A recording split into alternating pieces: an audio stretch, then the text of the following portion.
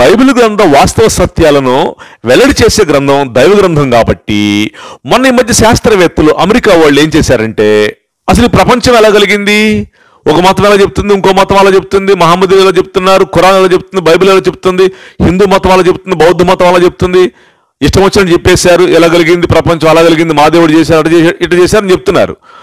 ఇది ఎవరు చెప్పింది సత్యంరా అని చెప్పేసి ఒక శాటిలైట్ని వదిలారు ఆ మధ్య. దాన్ని కాస్మిక్ బ్యాక్గ్రౌండ్ ఎక్స్ప్లోరర్ అంటారు. ఇది వెళ్ళి ఆకాశంలో ఆ స్పేస్లో 3 నెలలు గిరాగిరా తిరిగి ఒక రిపోర్ట్ పట్టుకొచ్చింది.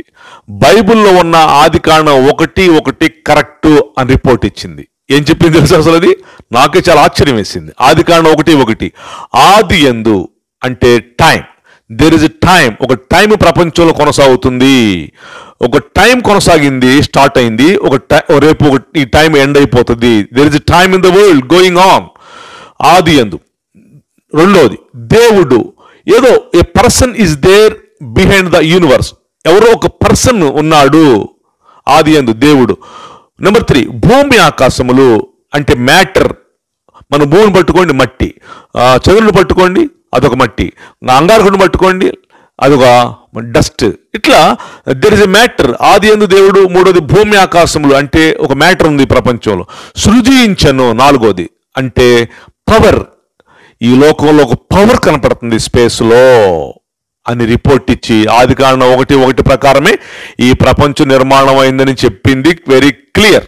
నేను ఈ విషయాన్ని రూఢిగా నమ్ముతున్నాను, ఎందుకంటే టాలీ అవుతుంది. ఇంకెక్కడ ఏ గ్రంథాల్లో టాలీ అవ్వట్లేదు.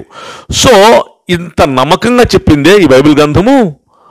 ఇంకొకటి చెప్పింది, ఇప్పుడు వీళ్ళు వెళ్ళారు కదా 408 కిలోమీటర్ల స్పేస్, 3,84,400 కిలోమీటర్ల చంద్రుడు. ఇక అక్కడి నుంచి లెక్కేసుకోండి, నక్షత్రాలు 650 కోట్ల సంవత్సరాలు బట్టిది కాంతి వేగంతో వెళితే. ఇంకా పైన గెలాక్సీ పాలపుంత, ఆ పైన పరలోకము, దెర్ ఇస్ హెవెన్, వైకుంఠము, స్వర్గము, పరలోకం ఉందని క్లారిటీ వచ్చేసింది. క్లియర్గా మనం నమ్మటానికి ఆస్కారంగా మనకు అర్థమవుతుంది. దీని విషయమే అపొస్తలుల కార్యంలో పౌలు గారు అన్నాడు, నేను 3వ ఆకాశానికి ఎక్కెళ్ళి అని చెప్పాడే.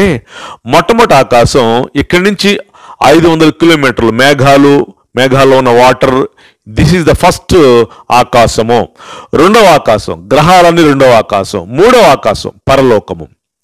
ఆ పైన దేవుడున్నాడు. అదే ఆది సభా పర్వతాలు.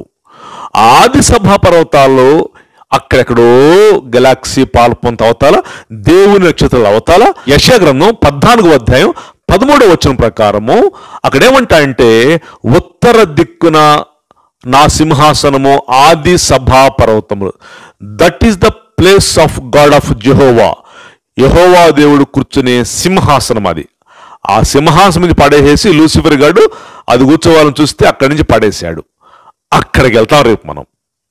వీళ్ళు తిప్పలు పడుతున్నారు కదా ఈ స్పేస్ క్రాఫ్ట్లు తీసుకుని వెళ్ళి, అక్కడికి మనం ఎంతసేపు వెళ్తామని తెలుసా? ఆకాశ మహాకాశములు పైన 9 గ్రహములు, నక్షత్ర మండలము, గెలాక్సీ పాలపుంత. నెక్స్ట్ బైబిల్లో ఉంది దేవుని నక్షత్రములు, ఆ పైన పరలోకము.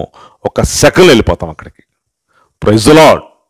What a great God we have, and what a great creation. God have created this universe. Mind block అవుతుంది.